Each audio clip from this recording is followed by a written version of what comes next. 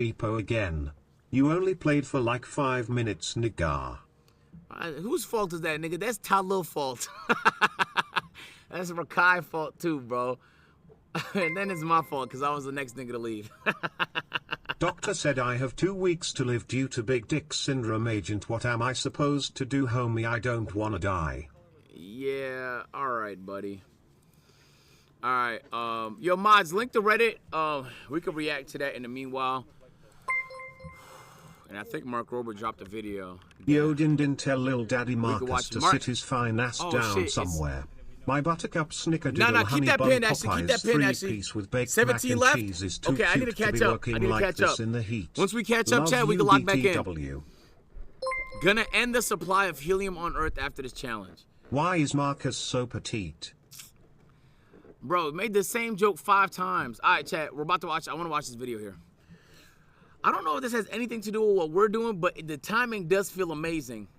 This is me on top of a speeding train, and this is me in a hot air balloon to answer some of the most debated science Chad, is that questions helium? on the internet. For example, my hot air balloon pilot here says he can land me anywhere I want, and yet there's nothing here that resembles a steering wheel, which begs the question, how do you actually steer these things? So we steer. And now I'm on top of the train to learn It's hot air. Why do you land in the same Oh, because hot air rises.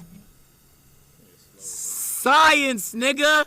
Oh, everybody knows that. But not if you jump on top of the train. But I'm not stopping there.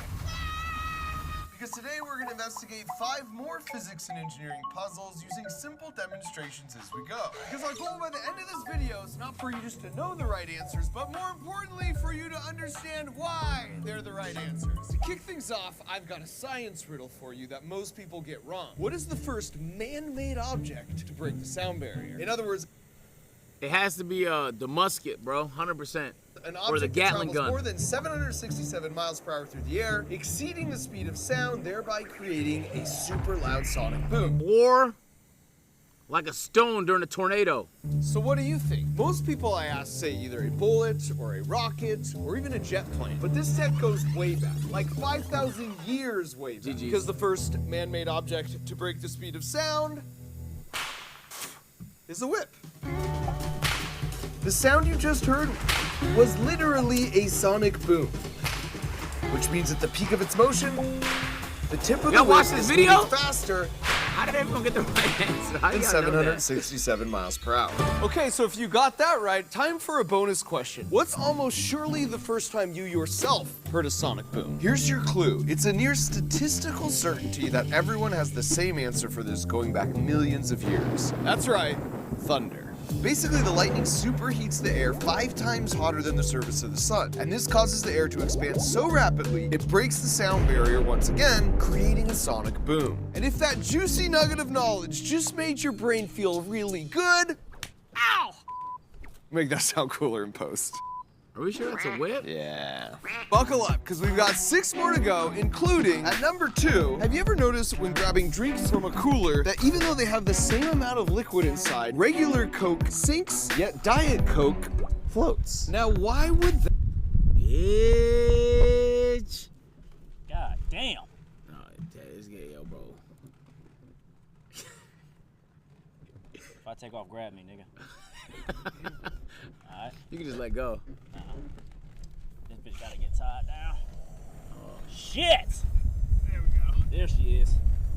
It's like, There she is. it's like trying to catch a tuna. Yep. I made a fishing joke. All right.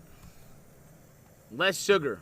That be? Well, our first clue is that we know less dense objects like this cork float and more dense objects like this bolt sink. However, that's not only true about different objects, it's true about different liquids too. Like for salad dressing, how the less dense oil floats on the more dense vinegar. And sure enough, when we compare the respective labels, you'll notice one glaring difference. Regular Coke has more than 3 tablespoons of real sugar, which makes this can more dense than the Diet Coke, which just has artificial sweetener. That means this one's just a little less dense than water, causing it to float, while this one's just a little more dense than water, causing it to sink. But we can take this to the next level. Here I have a wall that I filled soda. with 8 different Diets are household fire, my liquids, nigga. from honey, Diet any. dish soap, to baby.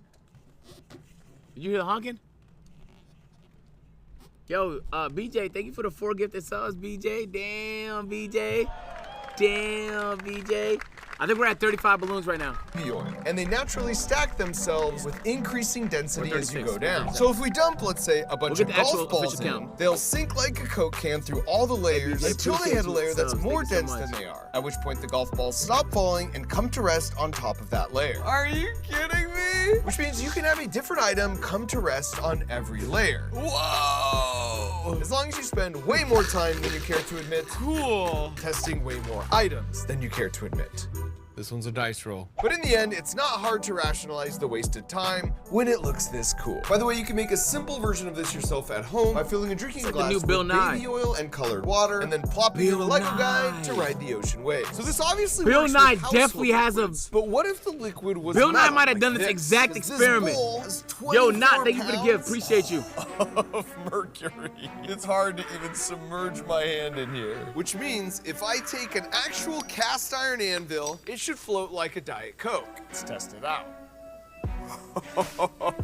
Look at that. I mean, I understand the science behind this, but it still breaks your brain. This is actual cast iron. It's heavy, and yet when you put it in mercury, it bobs like a cork. Let's go bobbing for anvils. For number 3, a while back I read about a famous mathematician for the 1600s who noticed that when he would hang up multiple pendulum clocks in his house, they'd eventually sync up their swings, and then they'd just stay that way. So he wondered, just like I did when I first read this, how are these purely mechanical clocks that weren't Like touching like somehow women on their period communicating with cycles, each other, Chad. and after a period of just time, learned about that 4 agreeing days to ago. swing They in sync up perfect sometimes, unison. too. And since the unofficial motto of Crunch Labs is think like an engineer, I decided to create an experiment to test this for myself. So we got 4 Why clocks y'all and put them on the wall. Y'all told And me after that. 4 days, I'm not making this up. Y'all said that to me. nothing happened. Yo, But T, when you're thank you for the thinking gift. like an engineer, you know that's not a failure, that's a clue. So I reread the story and picked up on an important detail I'd missed the first time. The clocks weren't mounted on a wall in the way we think of today. It said they were mounted on the same wooden beam that made up part of the wall. And given the construction methods of the 1600s, there's a good chance that board had a little wiggle to it. And that wiggle is a very important detail. Here's what I mean. If I swing this sledgehammer pendulum below me while standing on firm ground, then it's just the sledgehammer pendulum that you see moving. But if I stand on a skateboard where I don't have firm footing, now you can see the pendulum is in fact pushing back and moving me too. Now here's the wild part. Because the clock is securely attached to the beam, that beam acts just a tiny bit like the skateboard. So those swinging pendulums are ever so slightly actually moving the wall. That's So how that they means sync as the up. clocks are just slightly pushing back and nudging the beam, they start to influence and nudge each other too. So if there's a clock that's greatly out of sync with the others, over time those little nudges get it to line up. So after discovering all this, we took those 4 clocks and this time attached them all to a beam, which was attached to the wall Say with this a is little way bit better of than wiggle science built in. And this time after No, that was 4 cool. days, Yo, something about like science is like when you learn some shit that you. It's just cool, bro. It's like, damn, that's how that shit works. Oh shit, that's cool as hell. nothing happened, which once again was a clue, not a failure. Because it turns out for this to actually work with pendulum clocks, you need a very precise ratio of clock to pendulum mass, like this setup here. So while I couldn't get my hands on the perfect pendulum clock, here's another way to observe the same phenomenon with 140 pendulums all sitting on a board that can freely wiggle back and forth. All right, let's give it a shot. Oh, Little help shit, here. It's getting bad, bro.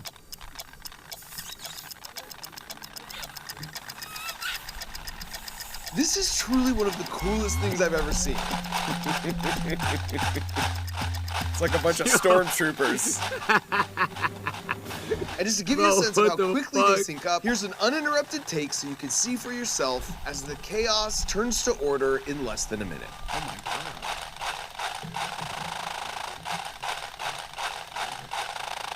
They look so cute. Yeah, I know. So as you can see, even though we started them totally random, in less than a minute, those nudges do in fact influence each other until they're all swinging together, just like the clocks 400 years ago in the mathematician's house. Coming in at number 4, have you ever noticed every time you see a full moon, it always looks the same? In other words, it's the same side, even in pictures. Well, what about the other side? Well, it turns out we don't see the other side because the moon is rotating perfectly in sync with its orbit around the Earth. So we only ever see the googly eyes. But that's wild. Like, what are the chances that those would sync up perfectly? Well, we call this tidal locking. While it seems unlikely, you see this with pretty much all the other planets and their moons in in our solar system too. And this simple demo will give us the right mental model. So If you the mean to moon tell me was we've perfectly never seen the spherical and moon's balanced, ass it would spin before? like this, and We've one only seen side his wouldn't face? be more likely to line up with Earth than the other. But the moon's not perfectly spherical. Over time, that constant pull of Earth's gravity has caused it to be sort of slightly oblong, which we've sort of exaggerated a little bit here. But now you'll see, since the center of gravity of our moon doesn't exactly line said up that with makes me mad. Nigga, it makes you mad? I think it's the winds fucking with it so much that this rope might be putting into it. Oh, buddy. Oh, buddy. axis by which it rotates, like it was here. Now, no matter how I spin it, it always happens to be that the heavy side of the moon always face the strongest source of gravity, which just so happens to be the center of the Earth. Well, guess what? Out in space, the actual moon's nearest source of gravity is still the center of the Earth, which means that the real moon will always have the same side pulled towards us, just like with our model. And that means every living thing on this planet that has ever looked up at the moon has always seen that same familiar face. And that will never change. Now, before we get to the last three, including answering how hot air Moon balloons has a steer, big if you're like forehead me, like you Ace. love Well, the that is feeling not of that funny. aha moment when you learn something new, then I got great news for you, because packaging up that moment is why I created Crunch Labs. Would be fine, right? Because just like water, air is also a fluid, it's just not as dense as water. You can sort of see how it moves like a fluid here in this demonstration showing hot air coming from a blow dryer. So when a train moves through the air, that's it's what it moving looks through like? a fluid. To visualize this, let's replace me with a pair of helium balloons. Once again, what do you think will That's us! Wait, hold on. Let me lock in for this one.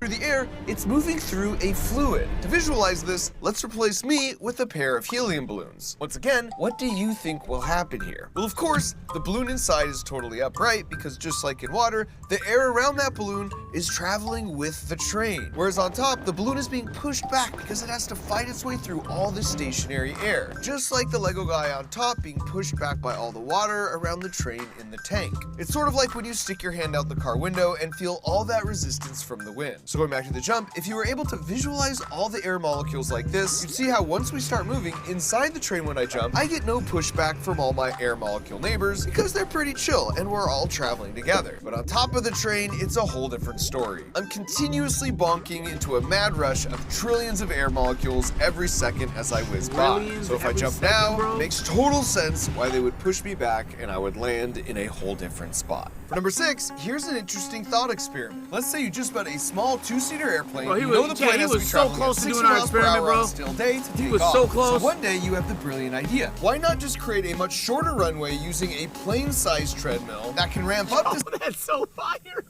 Oh my God, a plane treadmill for takeoff is so tough.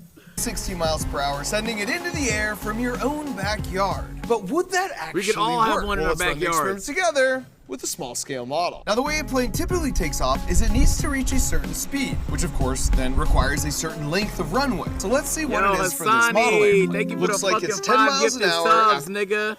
Appreciate it.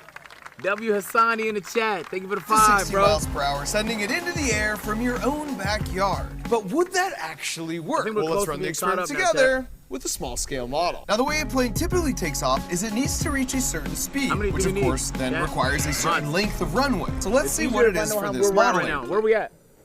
40? We're at 40 right now. Looks How like much, how it's much 10 more, miles Chad? an hour after traveling 15 feet. Now here we've got our own version of our backyard treadmill runway that will ramp up Damn, to this our is 10 miles per hour takeoff speed. So let's see what happens. Make your prediction now if you haven't already. As we start the treadmill, we're gonna spin the propeller more and more to keep it in 18 the more. same spot so it stays in the camera frame. Okay, so we're at takeoff speed and sadly, we're not taking off. And at this point, we were suspicious maybe we measured something wrong. So we cranked it up way more, and still nothing. So does that mean our backyard treadmill idea is a bust? Well, let's talk about what needs to happen for a plane to take off. Because planes Oh my need God, air. Sarcastic. Thank you for the 5 gifted subs as well, Sarcastic.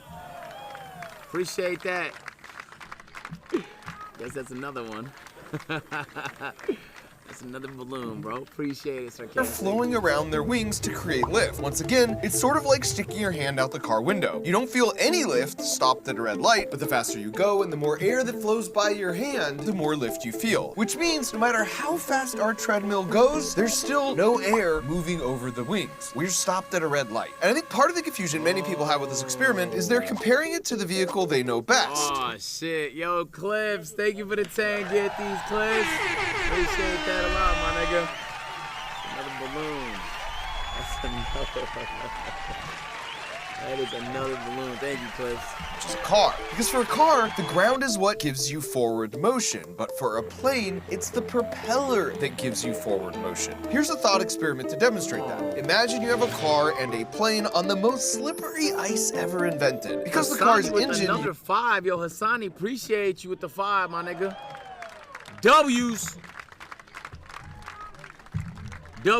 uses the ground to get forward motion through the tires. No matter how fast you spin those tires, the car will not move an inch. The plane, however, is totally unaffected by the ice because the plane's wheels aren't powered at all. The forward motion for a plane comes from the propeller in the air, so it would take off with absolutely no problem. So if you had one of those planes, you could just have a treadmill in your let's backyard. adjust this experiment to give the plane a chance to move forward, which means, of course, we're gonna need a bigger treadmill. So let's get our treadmill back up to that 10 miles per hour takeoff speed. And at this point, we're exactly back to where we started with the smaller treadmill. So to get the plane to move forward, let's just give it more power, causing it to move down our extended treadmill and take off at 10 miles per hour after 15 feet.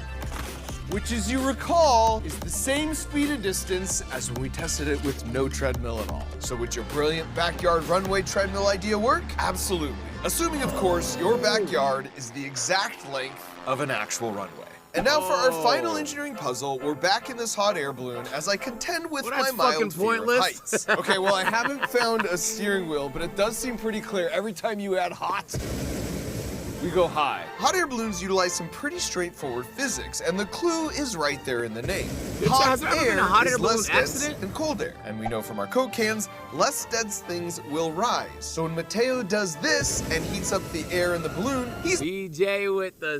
BJ, you be gifting the most specific number of subs. Thank you for the 6 gifties, BJ. Appreciate that. basically diet WBJ in the coking. chat. And then over so much. time, the air outside cools back down the air in the balloon, making it more dense, and therefore we start to sink down like regular Coke. So all you have control over is whether we go up or down. Correct. But you said you could land me wherever I wanted. That is also correct. But what if the wind's going that way and I want to land over there? That's gotta be magic. So yeah, so what we'll do is we'll... Okay, pause here, because to understand Mateo's answer, you first need to understand 2 things. First is that if the wind is blowing in one direction in your backyard, 1,000 feet above that, it's almost